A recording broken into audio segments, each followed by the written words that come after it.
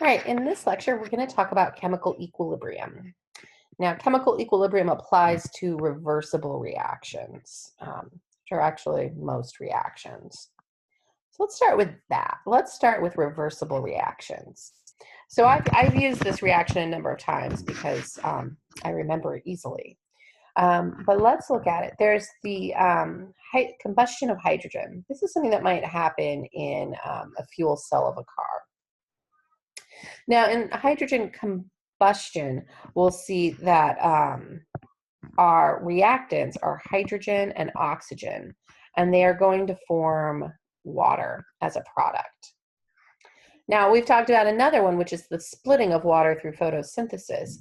And in this case, it's water is our reactant, and it forms products of hydrogen and oxygen. And these two reactions are the reverse of one another. It's really just that we're defining our reactants in one as hydrogen and oxygen, and defining our reactants in another as just water. And this is the foundation of what a reversible reaction is. Instead of writing two separate reactions, I can just write one, where I have my reactants of hydrogen and oxygen forming products, and I've got an arrow that's blue that indicates that. And I have the reverse reaction, where I've got an arrow that's green right here that's showing my water forming my product.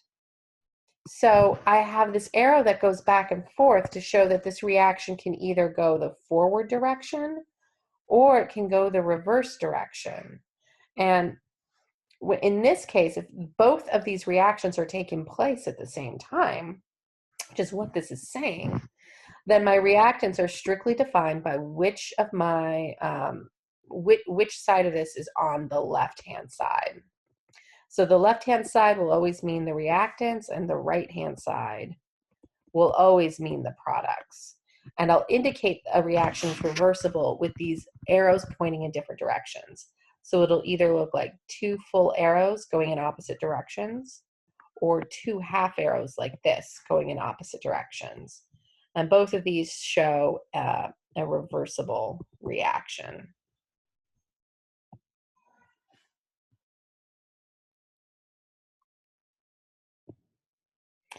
So when we have a reversible reaction, it means that it's likely we're not actually going to be able to convert all of our reactants to our products. Now think about this through the lens of collision theory. If my reactants collide together and form products, and that reaction rate's dependent on its concentration, as I build up more and more of my products, then I'm going to increase the chance that they're going to collide and form my reactants. And this is why if we were able to convert all of our reactants to products, our products would start colliding with one another and just form reactants. So there is never going to be a situation where we see the end of a reaction being, oh, I now have all products and no reactants. When both reactions are taking place at the same time and we have a forward reaction and a reverse reaction, a reaction will be over when we see the concentration stop changing. So let's look at that a little bit more closely after we do an example. So let's unpack this a little bit. This is how you might see a reversible reaction written. And this question is just trying to unpack what is taking place in here. So our forward reaction is going to be our carbon dioxide and water forming carbonic acid. And our reverse reaction is our carbonic acid becoming carbon dioxide and water. And these are both taking place at the same time. The rates, how fast this happens, the rates are probably different.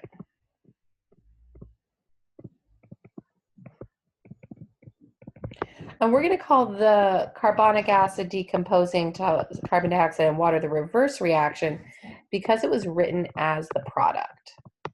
And so it's going to be the reverse reaction. And our forward reaction That's our carbon dioxide and water forming carbonic acid because those were listed as our reactants. So our reactants go in the forward direction and our product in the reverse. So an example of this that you would see in the body would be many examples exist in the body, but one would be oxygen transport through respiration. Hemoglobin is an enzyme with these iron sites that will bind to oxygen. And so a bond will form between the hemoglobin enzyme and oxygen. Here we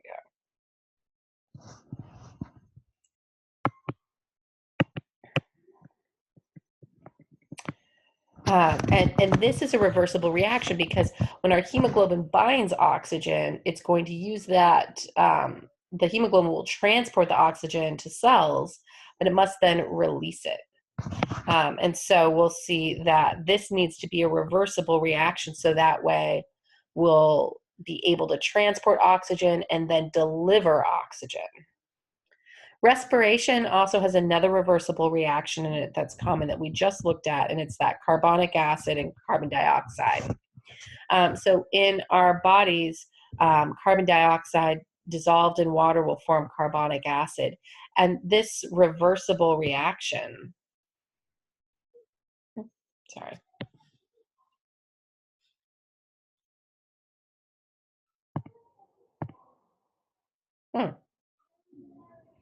Sorry, we lost it. Anyway, this reversible reaction right here allows us to control the pH of our blood. And we'll talk about this more when we discuss buffers. But this breakdown, then the carbon dioxide can be expelled through respiration. It's interesting. So equilibrium is going to be defined as when our reaction is no longer changing. And I often think of this as the end of the reaction. But equilibrium is going to be reached when there are no longer any changes to the concentration of our reactants and products as a whole. Now, the reactions are still taking place. So our forward and our reverse reaction are still happening. So our hydrogen and our oxygen are still combining to form water. And our water molecules are still splitting up into hydrogen and oxygen, but we don't see the concentrations change. So an example of this is seagulls. Have you watched on a really windy day a seagull flying into the wind? The seagull is flapping its wings, trying to move in one direction, but the wind is blowing in the opposite direction, and the seagull looks like it's not moving. It's working very hard, but it's not actually moving relative to the ground, right? And that is equilibrium. The wind is still blowing in one direction, and the seagull is still trying to flap its wings and move in the other, but they don't change. The seagull doesn't move. That's equilibrium. And when we look at chemical reactions, what we're seeing is the concentrations are not changing, even though the forward and reverse reactions are still taking place. So on a graph, if this is the reaction progress or time, and this is concentration right here, we can see that the concentration of our reactants is high at the beginning and our products are low at the beginning. And as time goes on, our reactants are converted into products. So our reactant concentration decreases and our product concentration increases until we hit equilibrium. And then we notice that our concentrations don't change.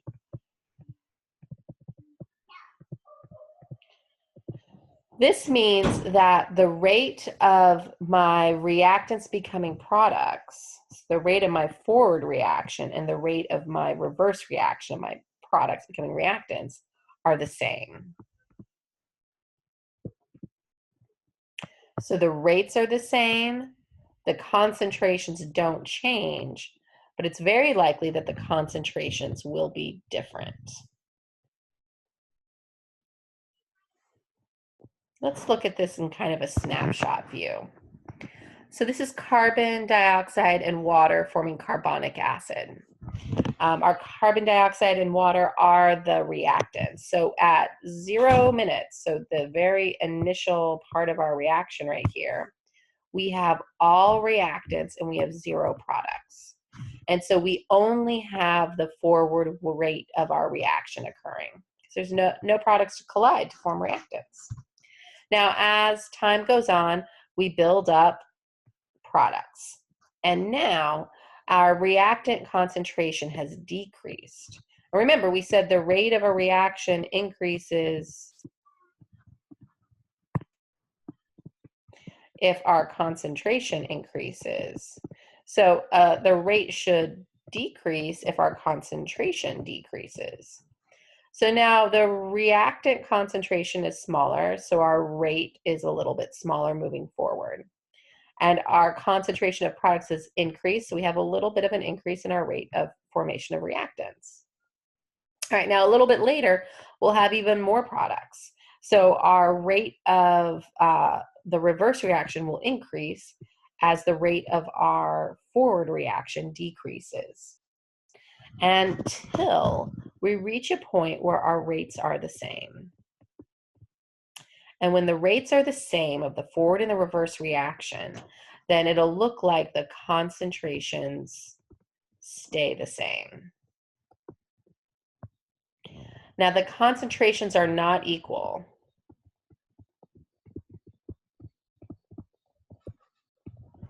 I have less products than I have reactants, but my concentrations don't change because I'm forming products just as fast as I'm forming reactants in the reverse reaction.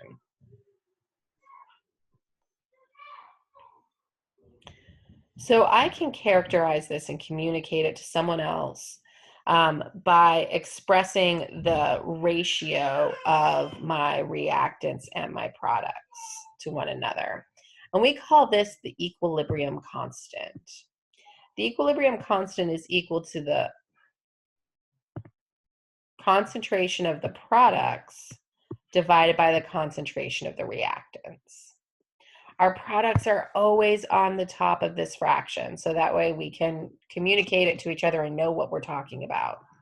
And so this is going to be unique for each reaction and actually for its temperature.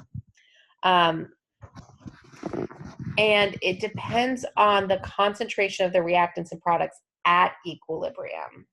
So this is at equilibrium. So it doesn't matter what your initial concentration is. It only matters what your concentrations are at equilibrium. And you will reach the same ratio at equilibrium no matter how much you start with for each reaction.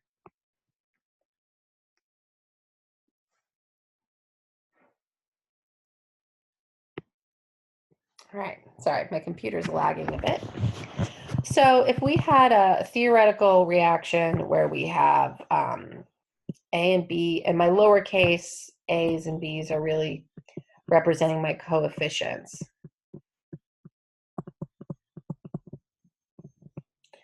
And I'm forming products C and D, I would write my reaction or my equilibrium constant by putting my products over my reactants. And this would look like multiplying the concentration of C times the concentration of D. And then I would take these coefficients in front of them and I would raise that concentration to the power of that coefficient. And that's going to that's going to take into account if there's more of a dependence on C or D in a reaction. If it requires 2C, then it's going to be more dependent on that molecule than D. And then I'm going to divide it by the concentration of reactant A and the concentration of reactant B. And again, I'm going to take those coefficients and I'm going to use them as the exponent to that concentration. So here's an example that we've been using of hydrogen and oxygen forming water.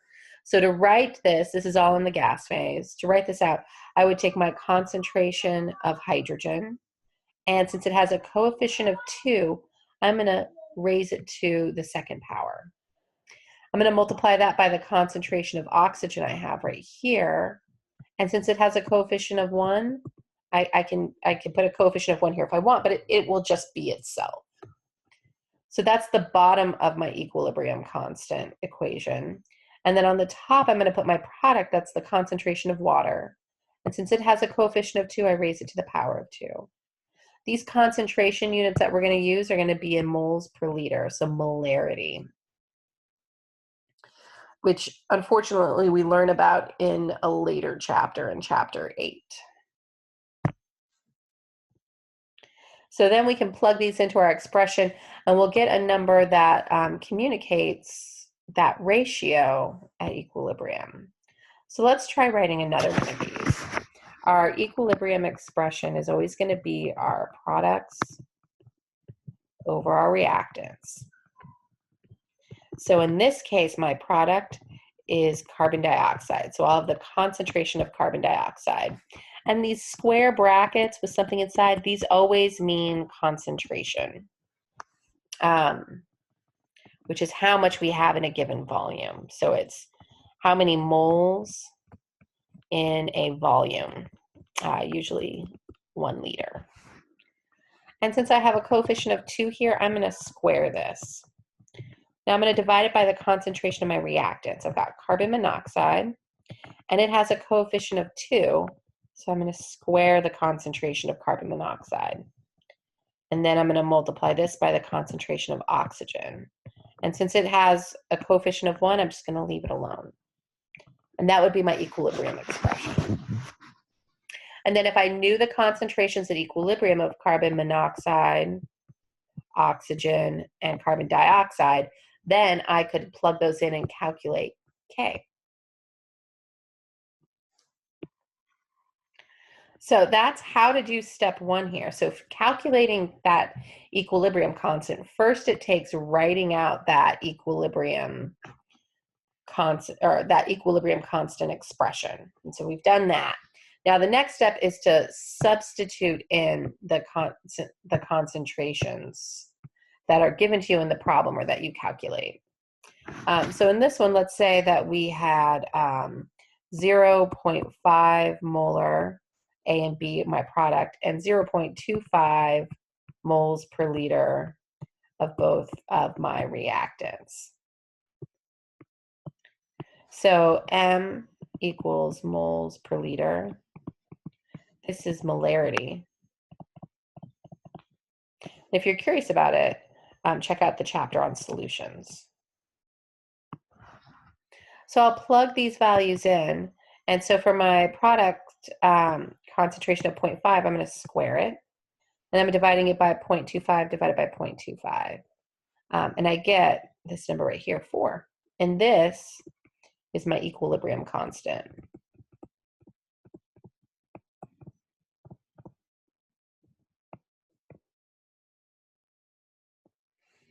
And that number tells me something. It tells me the ratio of my products to my reactants. And that means if it's bigger than 1, then I'm going to have more products in my, when this reaction comes to equilibrium. I'll have more products than reactants. And if it's less than 1, I'm going to have more reactants when the reaction is at equilibrium. If it's about 1, then they're going to be about equal.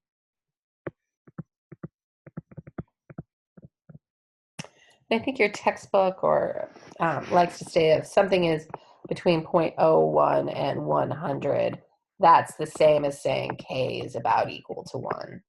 I would argue that even if you're in this the extremes of this region, if you know your K is 99, then you are going to have more products, but you will have both products and reactants present in significant amounts.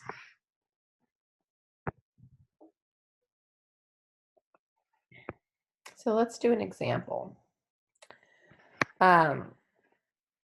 So we're given equilibrium concentrations for our reactant. Let's calculate its equilibrium constant.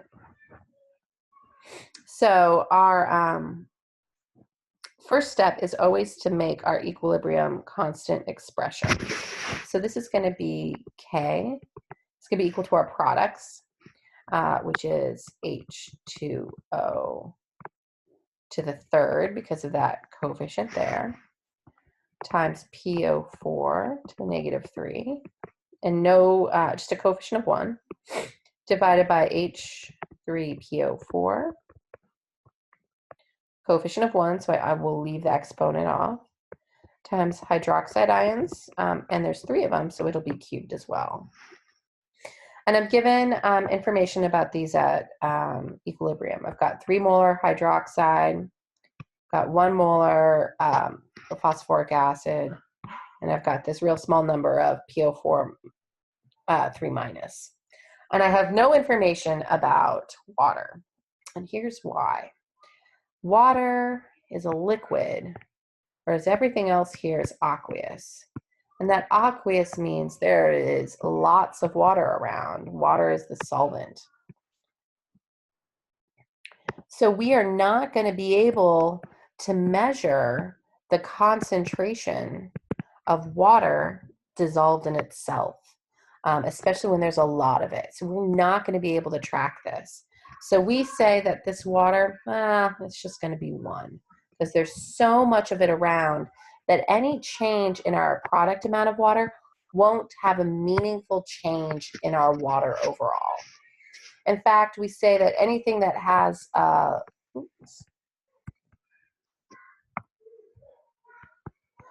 liquid phase or a solid phase are going to be just a 1 in our K expression. So we basically ignore them.